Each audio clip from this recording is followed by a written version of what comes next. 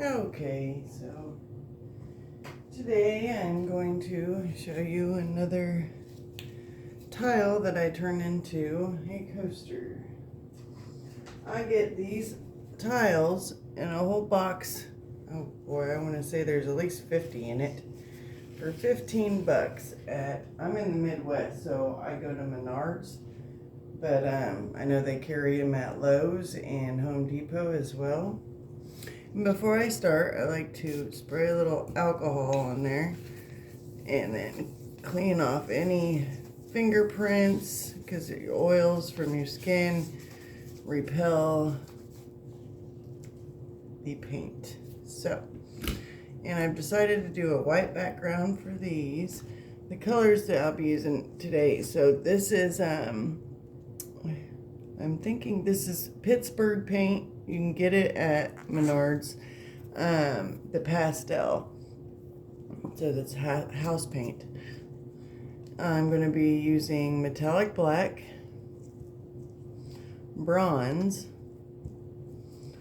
purple red, rose gold. It's shimmery. Love it. Persian. It's just called Persian. And then I have a silver and a black cell activator, which I will just tell you, if you don't want to have to go out and buy a big bunch of supplies to create your own cell activator, then I would just get the Australian floetrol. I went out and bought the Minwax pre-wood conditioner and the GAC 900 and just gloss medium, all kinds of stuff. So I'll be using that for now. All right. So I will start with my white base. And this is right out of the can. I mean, you stir it, don't shake. It'd take forever for all them bubbles to get them out. Looks like I need to clean my little screen, so I buy this little like net type stuff at Dollar Tree to put on all my bottles to strain my paint as it comes out the container. Let's see if I can turn this your way.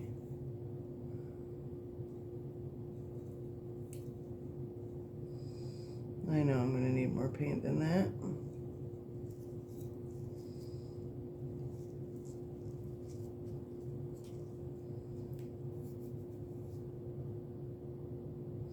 And I'm sorry about my lighting. I'm working in my kitchen. My light is directly above me. So sometimes it creates glares, shadows. I apologize. I'm just going to go ahead and lay it down a thicker. Usually I go around with my, let's see if I can spin this out a little bit. Get it to the edges. And then I've got the same paint in this bottle, which is easier to pinpoint where I need it. I like to make sure my edges are covered, because then when your paint rolls over the edges, if there's not paint already there, it'll skip that area, and then when you resin, or however you seal your coasters, you'll be able to tell.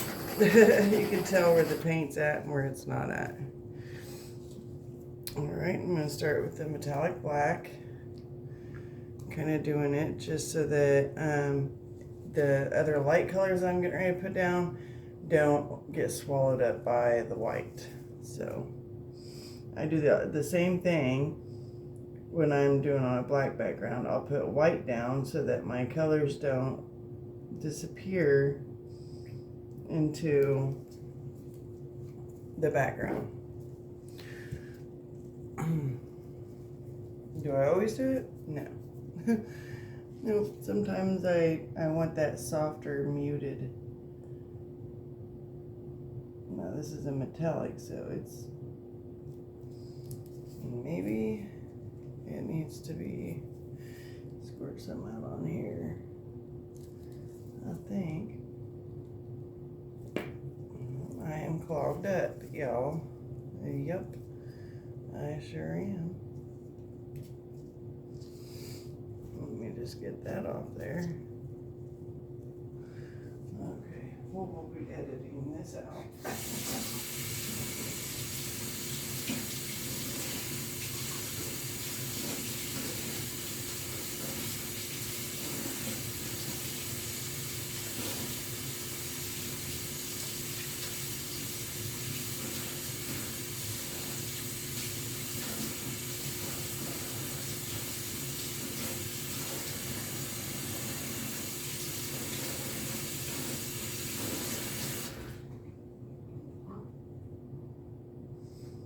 Alright, squish that over.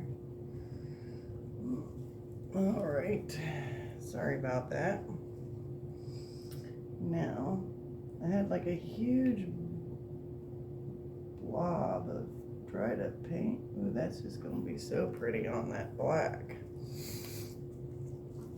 Let's hope that these pinks go well.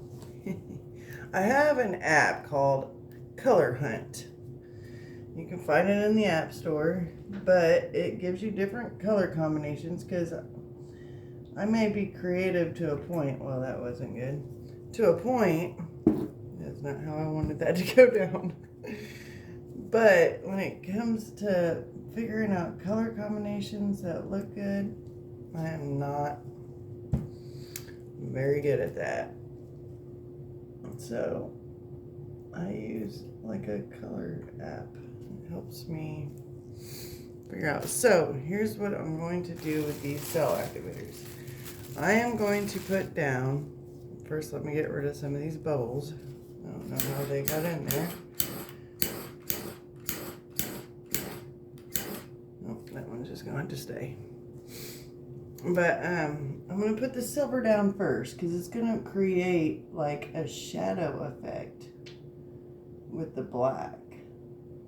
Like, you'll just have to see it to know what I'm talking about. And then this black is freshly made, so it's just in a cup.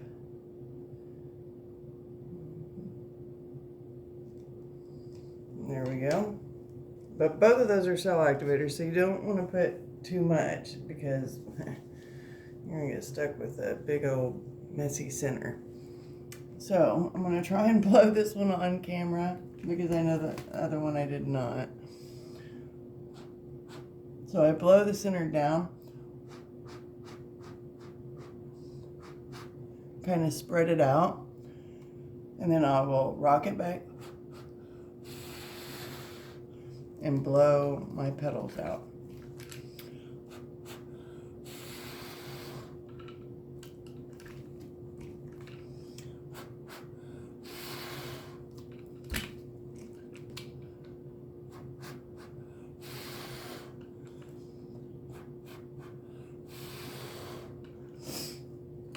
Okay, make sure I'm getting that in the camera. Now, just wait. The center will pop up with some cells. This is the hard part, waiting. This is when I go around with my stick and poke bubbles. Because it's kind of better to poke them than to try and heat them up. Sometimes you just have to heat them because they won't poke. But,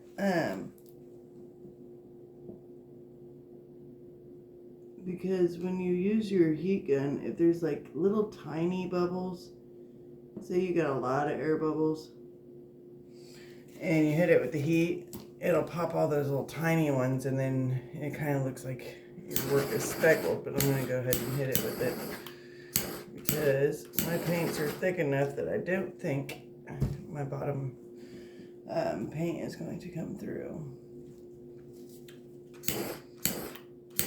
There we go. Finally got that bubble. That's pretty. It's very, I like it.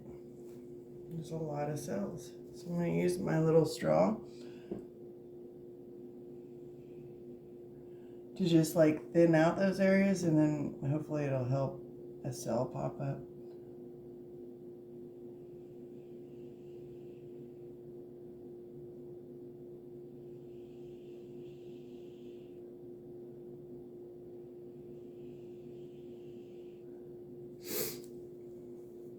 Okay, give it another couple of minutes to see if it wants to make any more.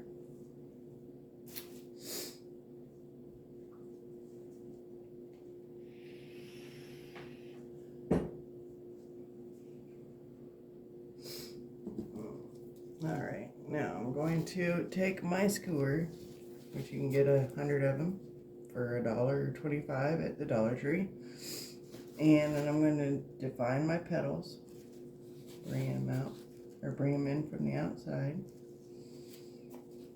wipe it off between each swipe, otherwise you'll have color out here in your white from where you drug it through the colors. Now, I like to swirl my outside edges. I think it just looks whimsical.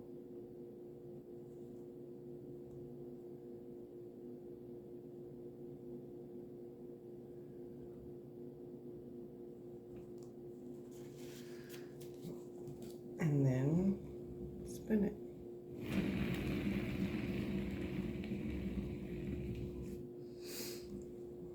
Tilt it this way a little bit. And spin some more. Tilt it this way a little bit. And get the paint, the weight of the paint going a certain way, and then spin it the opposite way. And it'll bring it more to the edge. So, here we are. I'm going to bring you down for a close-up.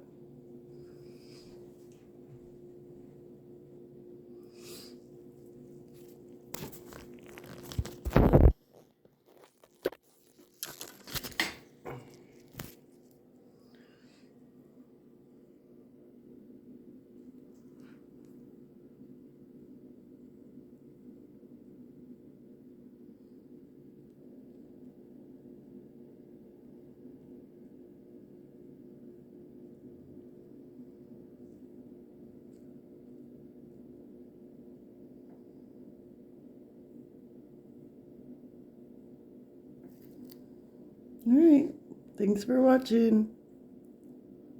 Bye.